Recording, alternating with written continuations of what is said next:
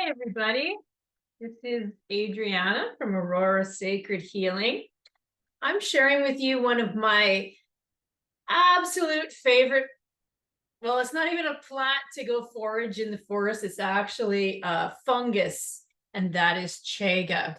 So chaga here is a fungus that grows in a symbiotic relationship with birch trees. And so here I have I chip it off the tree either in early spring or late fall when the birch tree, the sap has stopped running. It's really important that we harvest chaga sustainably, which is kind of the disclaimer that goes with this tea that this took me a while to be able to share this tea. I make this for a lot of friends, and whenever I have events at Aurora, my Chaga chai recipe. But I've had a lot of problems finding chaga, and the only places I can find it now are when I go deep into the forest where people do not go. And so that means that a lot of people are not harvesting chaga sustainably.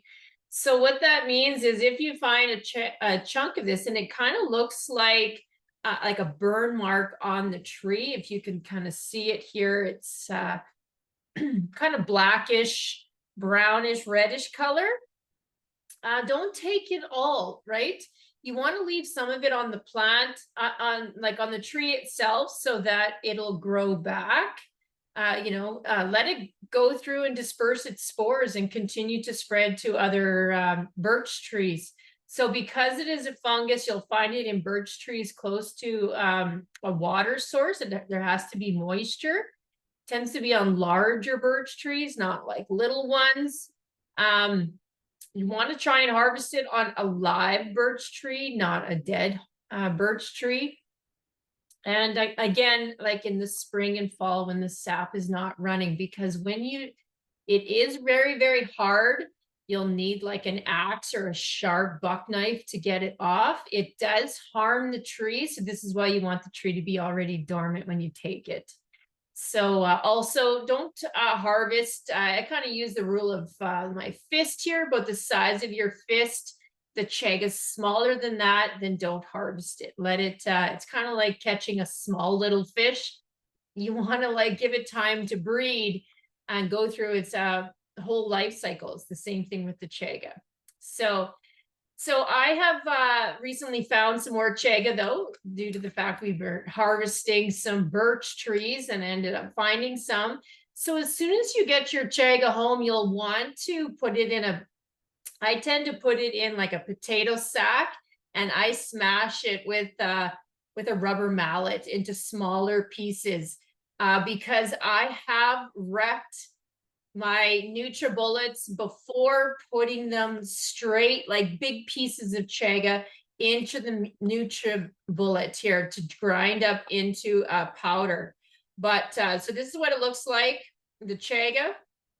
Once I have it small enough, I can put it into the NutriBullet and grind it into a powder.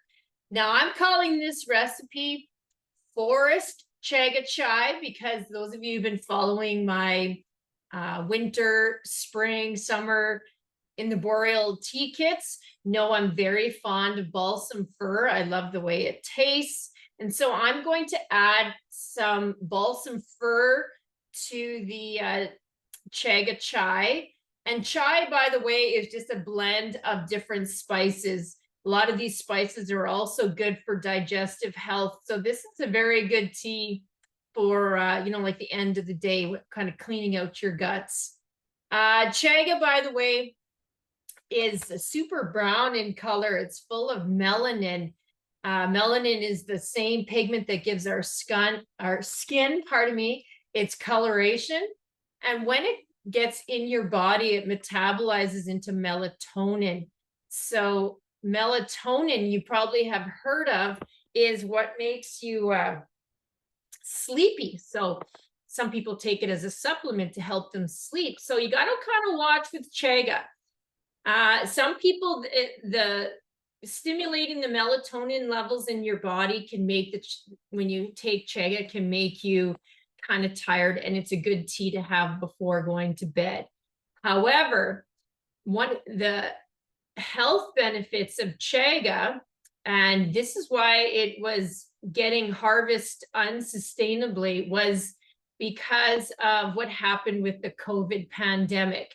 Chaga is a powerful adaptogen, which means it's a huge immune booster. An adaptogen means it's helpful at regulating a lot of like the area in our brain, the midbrain that produces the melatonin.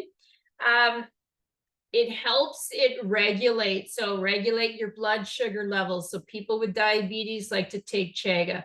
It helps regulate your cell cycle. So chaga, first of all, became very well known to like cancer patients to help normal cells function better, and the abnormal cells to decrease their longevity. It's good for blood pressure, so it's a good leveler, and it's powerful at it's one of the most powerful antioxidants on our planet, and it's found right here in our boreal forest. So it was very popular during COVID. People were trying to boost their immune systems during that time.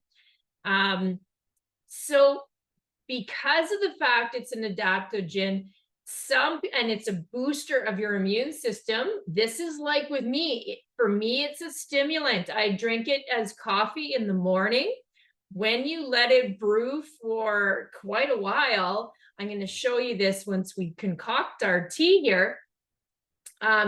It looks black, just like coffee. So in my mind, I'm thinking I'm having a cup of coffee, but really I'm having this powerful medicine. And especially when you add these spices, the chai spices, and we're going to make ours a little bit decadent with some organic carob powder we're going to put in, which is like kind of like that chocolatey taste. This is going to be a real decadent but healthy treat. So let's get started here. All right. So just first of all, before we're very thankful for this medicine here, this chaga. It's hard to find. Like I said, the plant is giving, when you harvest it, whether it be the chaga or the balsam fir, the plant had to like give part of its life to you, right? Its leaves, or when you cut the chaga off the birch, right? There was some harm done to the birch. So we have to make sure that, Creator and these plants are aware that we are grateful. So we'll start with a little smudge here. Smudge with a little bit of sage. And I'm going to actually light a little bit of the balsam fir. Okay, so I have the balsam fir here. I'm going to light some of that too.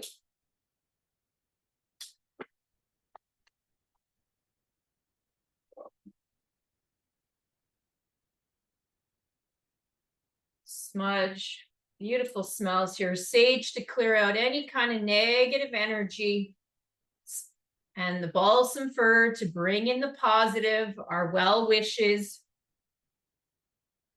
We smudge ourselves, smudge my glasses, and then we smudge the medicines,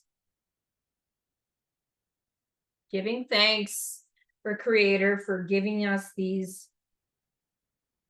beautiful gifts for our body, for our mind, and for our spirits.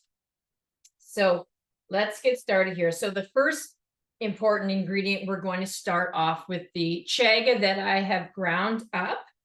And this is going to be the base of my tea. So I'm going to put a good couple of cups in here. I'm going to put it in here because I'm afraid it's very dusty. I want to make sure I don't make a huge mess on camera here. So I'm going to put in 2 cups here. There's some little bits of chaga that are still in there, but I'm going to keep those in there. The majority of it has been ground into a powder, and there we go. Okay. So I'm going to take that. So I got a full cup here. And you can see whoop, that powder there. And then I want to have equal parts of my balsam fir. So I'm going to add equal parts balsam fir, an evergreen. This is the one that you find with the flat needles there. Okay, so there's the balsam fir. Now for this tea, because my chaga is ground, I did put the balsam fir, once I dried it, I did put it through my NutriBullet. So it is now into a powder. Okay, so we're going to add a cup of that.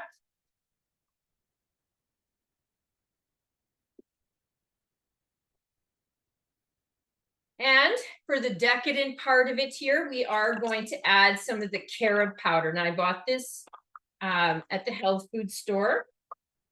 So add some of that. This is going to make it chocolatey. So this is why I wanted to grind the chaga, because it looks just like the carob powder. Oh, that smells good. It smells like chocolate. So we'll add that to there.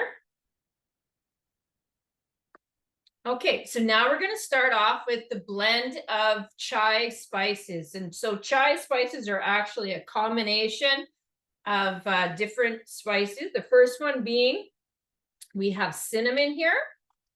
So the first set of spices I'm going to use are the ones that are going to be the most of them. So I'm using a tablespoon. So I'm going to add a tablespoon of cinnamon.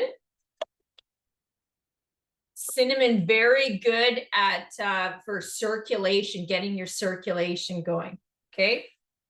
We're going to add a tablespoon of fennel seed. So I just bought this one in the health food stores again. Whenever I can, I try to buy organic. So fennel seed, maybe you've heard of this one being very good for digestion. Okay, so I'm going to put a good tablespoon of that in there. Okay, the next one we're going to put in is going to be some cardamom. So these are some good spices from India. Now I'm going to maybe tone back a little bit on this one here. Cardamom. I find it's kind of like a love-hate relationship people have with cardamom. They either love that or not, okay? And because I always try to make these kind of for general people, that one has a very distinct taste. So I really like it, but I'm just going to use kind of half of what I originally thought. And from the health food store, I bought some star anise. These ones are really pretty. You can see that so very strong licorice taste. Again, licorice, very soothing on the gut. Now it's kind of hard to add. So I'm going to sort of break these up into pieces. I want about a tablespoon's worth in here, but I'm going to have to just sort of put in pieces of them. So I'm breaking them up in my hands and I'll put them in there. And then the last two spices, I'm just going to use a little bit up because they're very potent and they can be overpowering on our taste. Okay, so I'm just done putting in my star anise here. Couple more. I want to make sure that all of the tea kits get some star anise in them there. So I'll make sure I put them in there. Okay. So the last two are ground pepper and ginger. Okay. So I'm going to put in not a tablespoon, but a teaspoon of these in here. So give it some heat. Pepper, good for you. Thermogenic effects, right? Gets the heat going. Same thing with ginger. Ginger also very well known as for some gut relief there, right? You ever had some ginger ale on a road trip when your gut's not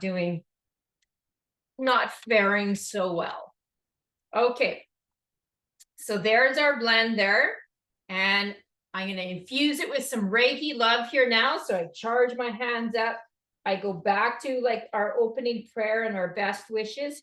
And I want to put that into the plants here, into our spices, which are from plants too. And I'm mixing it up.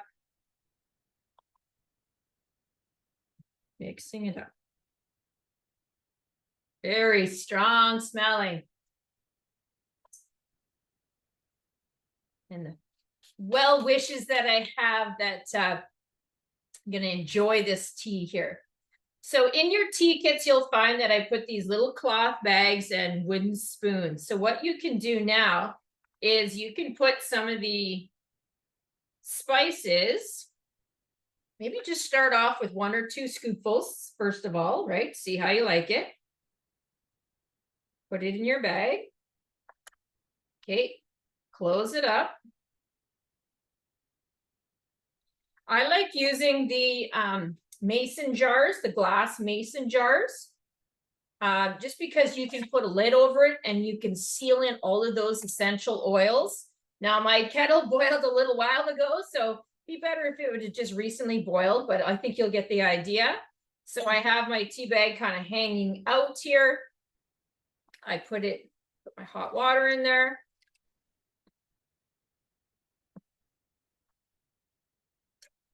Mine is lukewarm. Should have did the.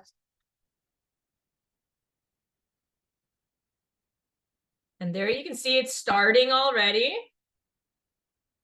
So this would normally be too hot for me to handle like this. Okay. And you can let it steep for as long as you like. Okay, whatever kind of, so if you want to make this into, let it steep for quite a while and get a lot of those medicines out of it, like as most of you know, I'm very fond of doing that. I would let that sit in there for quite a while. And then what I would do is I would make it into like a chai latte. And so I would dilute it with some almond milk or some, I'm kind of non-dairy, so, or oat milk or something like that. Maybe divide it up into 2 if it's too strong just by itself like that. And then, you know, then you can enjoy your drink. So that's getting nice and dark there already. So a lot of health benefits there for you, but just for the mind, it just is a nice treat, especially all those warming spices. So thank you for joining, and look for the Forest Chaga Chai sold at our next market and also online, helping you to live every day sacred and follow a life of Mino Pimataswin, the good life, balance and harmony with Mother Earth. Thank you for watching. Please subscribe and namaste.